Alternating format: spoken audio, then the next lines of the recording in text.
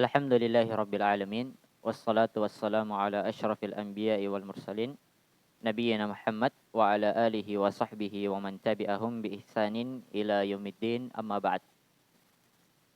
Alhamdulillah, kita kembali melanjutkan pelajaran kita di dalam membaca kitab Durusul Lughatil Arabiyyah li ghairin natiqina biha yang ditulis oleh Syekh Profesor Dr. Abdul Rahim rahimahullahu taala.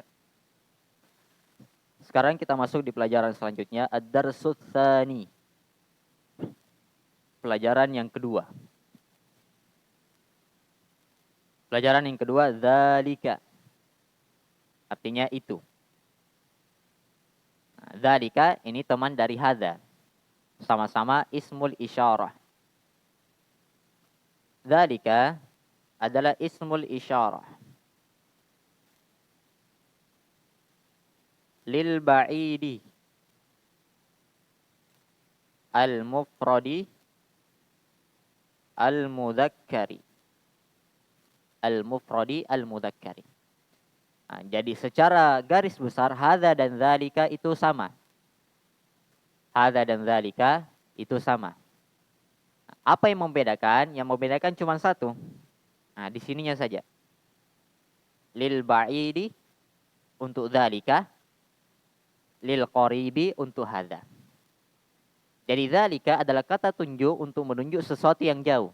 Ini perbedaan dari hadza. Nah, itu. Nah, adapun sisanya sama. Sama-sama menunjuk untuk isim mufrad, sama-sama untuk isim yang mudzakkar. Nah, cuma beda jarak saja. Hadza untuk sesuatu yang dekat, dzalika untuk sesuatu yang jauh. Nah, i'rabnya juga sama. Ismul isyarah mabni. Nah, kita sesuaikan saja mabninya. Mabni di atas apa? Lihat harokat akhirnya, mabni di atas fathah. Karena dia adalah isim, maka fi mahalli, menduduki kedudukan. Sesuai dengan kedudukan apa yang dia duduki. Dzalika itu. Nah, kita baca, ma dzalika, apa itu? Nah, ini sudah lewat. Ma, ismul istifham. Mabni di atas sukun. Fi mahalli raf'in khabar. Dzalik, ma, fi mahalli raf'in khabar. Menduduki kedudukan rafa' sebagai khobar yang dikedepankan. Nah, berarti dzalika ismul isyarah mabni alal fathi fi mahalli raf'in mubtada. Menduduki kedudukan rafa' sebagai mubtada. Apa itu? Dzalika najmun, itu sebuah bintang. Hadza masjidun, ini masjid. Wa dzalika baitun, dan itu rumah. Wa artinya dan ya, wa. Wa dzalika, dan itu rumah. Hadza hisanun, ini kuda. Seekor kuda. Wa dzalika himarun, dan itu seekor keledai. Adzalika kalbun, apakah itu seekor anjing? La dzalika kittun, tidak, itu adalah seekor kucing. Ma dzalika? Dzalika sarirun, apa itu? Itu adalah ranjang. Man hadza wa man dzalika? Siapa ini dan siapa itu? Hadza mudarrisun wa dzalika imamun, ini guru dan itu imam. Ma dzalika? Apa itu? Dzalika hajarun, itu sebuah batu. Hadza sukkarun wa dzalika labanun, ini adalah gula dan itu adalah susu. Nah, hadza ismul isyarah mabni ala sukun, menduduki kedudukan rafa sebagai mubtada. Nah, sukkarun is khabar marfu'. Khabarun marfu'. Wa alamatu raf'ihi ad-dhammah, yang nampak di akhirnya adh-dhahiratu ala akhirih li'annahu min ismil mufrad.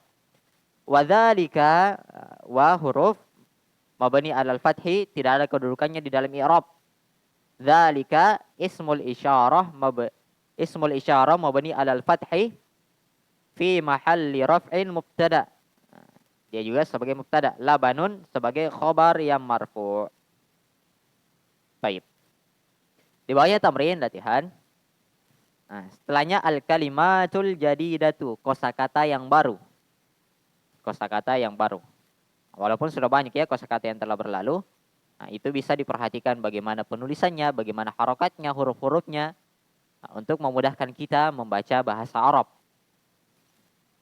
Imamun, imam. hajarun batu, sukarun gula, labanun susu. Selesai dari pelajaran yang kedua. Kita masuk di pelajaran selanjutnya, ad-darsus tsalitsu, pelajaran yang ketiga. Pelajaran yang ketiga. Pada pelajaran yang ketiga ini, kita akan dikenalkan tentang al-ma'rifatu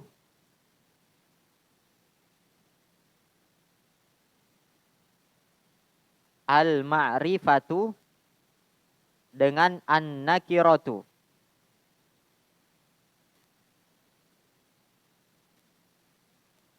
Kita akan dikenalkan tentang ma'rifah dan nakirah. Apa itu ma'rifah dan apa itu nakirah? Ma'rifah adalah, dari sisi makna, dia adalah isim yang bermakna umum. An-nakirah isim yang bermakna khusus. Isim yang bermakna khusus. Al-ma'rifah ditandai dengan didahului oleh alif lam. Kata yang didahului oleh alif lam. An-nakirah ditandai dengan kata yang kosong dari alif lam. Ini salah satu tandanya. Baik. Tadi kita katakan al-ma'rifah adalah isim yang bermakna umum, an-nakirah isim yang bermakna khusus. Dan ditandai dengan alif lam untuk ma'rifah, kosongnya alif lam ditandai dengan isim yang nakirah. Perhatikan contohnya baitun, rumah. Di sini dia adalah isim nakirah. Kenapa? Karena kosong dari alif lam.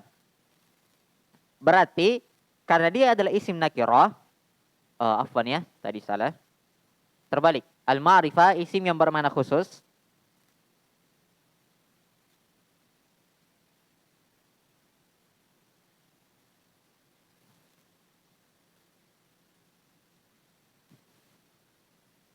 Al-ma'rifah isim yang bermakna khusus. An-nakirah isim yang bermakna umum. Contohnya baitun, karena dia adalah isim nakirah, maka di sini yang diinginkan adalah rumah secara umum. Baitun, sebuah rumah, tanpa menunjuk satu rumah secara khusus. Jadi kalau kita katakan baitun tanpa alif lam, berarti rumah yang diinginkan di sini umum. Rumah apa saja dan rumah siapa saja. Dan ketika dia dimasukkan oleh alif lam, maka maknanya itu menjadi khusus. Yang tadinya rumah ini umum, tidak diinginkan kepada rumah satupun, maka ketika dikemasukan alif lam, maka dia berubah menjadi isim yang ma'rifah, al-baitu, rumah itu. Rumahnya sudah kita ketahui. Walaupun tidak kita sebutkan namanya, tapi kita tahu rumah itu, yakni rumah yang ada di depan saya. Atau rumah itu, rumah punyanya si fulan dan semisalnya. Nah, itu perbedaannya dari segi maknanya. Kemudian ada faedah di sini tentang alif lam dan tanwin. Tanwin dan alif lam tidak akan pernah bertemu dalam satu kata. Tanwin dan alif lam tidak akan pernah bertemu dalam satu kata. Apa artinya? Artinya kalau ada tanwin dalam satu kata, maka tidak boleh diberikan alif lam. Kalau ada alif lam yang masuk ke dalam satu kata, maka tidak boleh ditambahkan tanwin di akhirnya. Tidak boleh kita baca al-baitun. Nah, itu salah di dalam kaidah bahasa Arab. Dan ini sudah menjadi kaidah pasti, sudah kaidah paten. Tidak bisa berubah-berubah. Baitun al-baitu, kitabun al-kitabu, qalamun al-qalamu. Jamalun al-jamalu, onta al-jamalu, onta itu. Al-qalamu maksurun, pulpen itu rusak. Al-qalamu dia sebagai mubtada marfu. Mubtada marfu. Wa alamatu raf'ihi, dan tanda rafa'nya adalah dhamma yang nampak di akhirnya karena dia adalah isim mufrad. Maksurun sebagai khabarnya mubtada. Khabarnya mubtada marfu. Dan tanda rafa'nya adalah dhamma yang nampak di akhirnya karena dia juga adalah isim mufrad. Al-babu maftuhun, pintu itu rusak. Al-babu maftuhun, pintu itu terbuka. Al-waladu jalisun, anak kecil itu duduk. wal mudarrisu waqifun, dan guru itu berdiri. Al-kitabu jadidun wal qalamu qadimun. Buku itu baru dan pulpen itu lama. Al-himaru saghirun wal hisanu kabirun. Keledai itu kecil dan kuda itu besar. Al-kursiyyu maksurun, kursi itu patah. Al-mindilu wasikhun, sapu tangan itu kotor. Al-ma'u baridun, air itu dingin. Al-qamaru jamilun, bulan itu indah. Al-baitu qaribun wal masjidu ba'idun, rumah itu dekat dan masjid itu jauh. Al-hajaru thaqilun wal waraku khafifun, batu itu berat dan daun atau kertas itu ringan. Al-labanu harun, susu itu panas. Al-qamisu nadhifun, kemeja itu bersih. Nah, jadi di sini ya ada banyak kosakata yang bisa diperhatikan dan dihafalkan. Nah, supaya mudah membacanya ketika ketemu dalam keadaan dia tidak berharokat. Nah, setelah itu tamarin, latihan. Ada 4 latihan. Nah, di bawah latihan, al-kalimatul jadidah, kembali kosakata yang baru. Kosakata yang baru. Jadi di sini penulis mengumpulkannya dari kosakata yang telah berlalu. Kosakata yang baru. Al-qamaru, bulan, jadidun, baru, qadimun, lama, wasikhun, kotor, nadhifun, bersih, harun, panas, baridun, dingin, saghirun, kecil, kabirun, besar, maftuhun, terbuka, maksurun, rusak, sakilun, berat, khafifun, ringan, jamilun, indah, waqifun, berdiri, jalisun, duduk. Nah, taib. Jalisun, duduk.